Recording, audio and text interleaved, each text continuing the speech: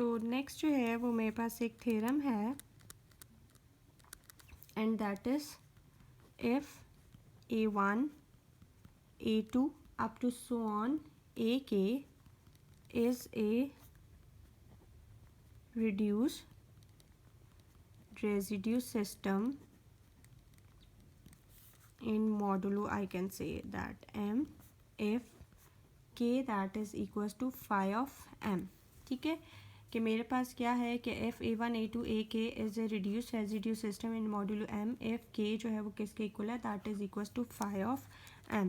तो इसका प्रूफ जो है वो हम लोग चेक कर लेते हैं कि अगर मैं कह देती हूँ T1 T2 up to so on some T, अब यहाँ पे phi ऑफ M ले लेती हूँ कि ये मेरे पास कह लो BD कि ये मेरे पास सम phi ऑफ M इंटीजर्स हैं जिसे हम कहते हैं के इंटीजर्स हैं. ठीक है, तो अब मैंने phi ऑफ M इंटीजर्स ले लिए. ठीक है, तो ये किस तरह से हैं दैट आर लेस देन, ठीक है, लेस देन एंड को प्राइम टू M. ठीक है, कि हम लोग ये जो आइलर फंक्शन की डेफिनेशन जो है स्टडी की हमने उसके अकॉर्डिंगली ये लिख दिया कि अगर मेरे पास phi ऑफ M इंटीजर ये बेसिकली n ग्रेटर देन 1 है. ठीक है, तो n से ज़्यादा इंटीजर्स हैं तो दैट मीन्स कि मेरे पास क्या आ जाएगी that are less than and को प्राइम टू M. ठीक है, वी शो, अब हमने क्या चीज़ शो करनी है that T1 T2 up to so on T phi of M जो है ये मेरे पास क्या है is a reduce residue system जो है वो बना रहा है किसके अंदर इन मॉड्यूलो M के अंदर. ठीक है, ये चीज़ अब हमने शो करनी है. तो उसके लिए सबसे पहले मैं क्या कर लेती हूँ कि सपोज दैट अब रिड्यूस रेजिड्यू सिस्टम की डेफिनेशन के अलॉन्ग मैं कह सकती हूँ कि मैंने सपोज कर लिया कि Ti किसके कंग्रेंट है Tj के किसके अंदर इन मॉड्यूलो M.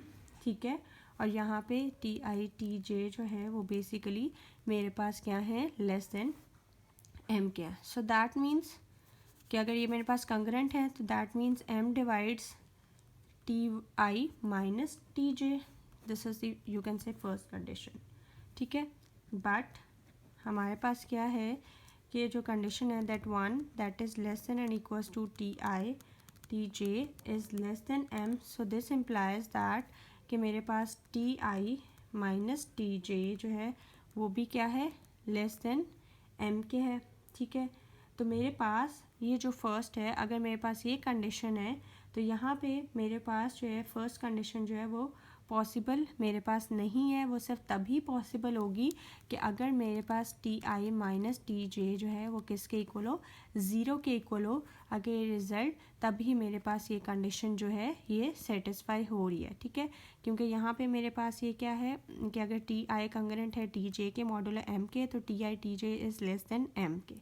ठीक है, या तो वो क्या है 1 के इक्वल होना चाहिए या this condition. So this implies कि मेरे पास M जो है वो किसको डिवाइड कर रहा है Ti माइनस Tj के, जबकि मेरे पास ये कंडीशन है कि मेरे पास कह लो कि 1 that is less than and equals to Ti Tj that is less than M. so this implies that Ti minus Tj ये चीज़ किसके लेस है M के. ठीक है, तो ये लेस देन M तभी पॉसिबल होगा अगर मेरे पास ये कंडीशन जो है वो सेटिस्फाई होगी. सो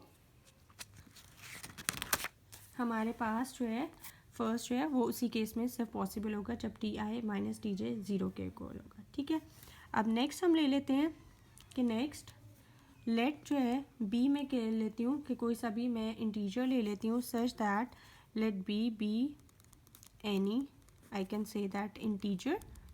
ठीक है, और सच दैट कि वो किस तरह के है कि उसका एन एम जो है वो किसके इक्वल है 1 के.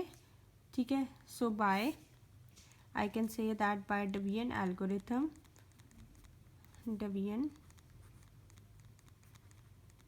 algorithm I can say that n that is equals to mq plus r where r is like this.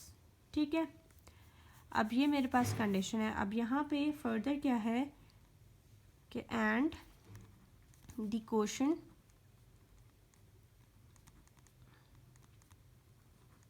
अब यहाँ पे क्वेश्चन जो है q जो है वो कब ज़ीरो होगा अगर तो मेरे पास n जो है वो किस तरह से हो लेस देन m के होगा. तभी मेरे पास जो है Q जो है वो मेरे पास क्या है 0 होगा। और मेरे पास क्या है and Q is greater than equals to 1 if n is greater than m। ठीक है कि मेरे पास यही दो कंडीशंस होंगी। Q मेरे पास तभी 0 होगा अगर n जो है वो मेरे पास क्या है m से लेस हो, और मेरे पास Q जो है that is greater and equals to 1 होगा अगर मेरे पास n जो है वो ग्रेटर देन m होगा।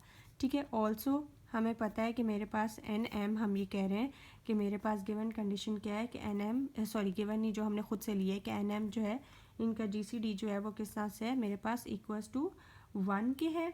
ठीक है, तो यहाँ पे मैं लिख सकती हूँ ऑल्सो आर एम जो है सॉरी आर एम जो है इसका GCD भी जो है वो मेरे पास 1 होगा अकॉर्डिंग टू दिस। ठीक है, तो दैट मीन्स कि मैं लिख सकती हूँ कि आर एम का GCD जो है वो मेरे पास क्या है 1, hence I can say that R is equals to T sub I। ठीक है, कि R जो है वो किसके इक्वल है मेरे पास किसी भी TI के इक्वल है जो रिमाइंडर्स है। ठीक है, I can say that for some I, और I जो है वो किस तरह का है that is basically like this. ठीक है, I मेरे पास इस तरह का है and I can say that n is congruent to R that is congruent to TI in modulo m। ठीक है, कि मेरे पास यहाँ पे मैंने कहा था कि एन एम का GCD 1 है। ठीक है, बाय डिवीजन एल्गोरिथम मैं इसको इस तरह से लिख सकती हूँ। फर्दर जो है मैंने कहा कि अगर मेरे पास क्वोशंट जो है वो 0 कब होगा अगर मेरे पास n जो है वो लेस देन m हो, और मेरे पास क्वोशंट इस फॉर्म में होगा अगर मेरे पास n ग्रेटर देन m हो। ठीक है, तो इस कंडीशन को देखते हुए मैं इस तरह से भी लिख सकती हूँ कि also R M B equals to 1, कि मेरे पास जो रिमाइंडर है उसका विद m जो है GCD वो भी किसके इक्वल होगा 1 के। दैट मीन्स कि R जो है वो किसके इक्वल है TI के, और I जो है वो मेरे पास इस फॉर्म में। सो दैट मीन्स कि ये जो TI है ये R के कंग्रेंट है, और ये R जो है ये मेरे पास क्या है N के कंग्रेंट है। किस मॉडुलो में, इन मॉडुलो M के अंदर। ठीक है,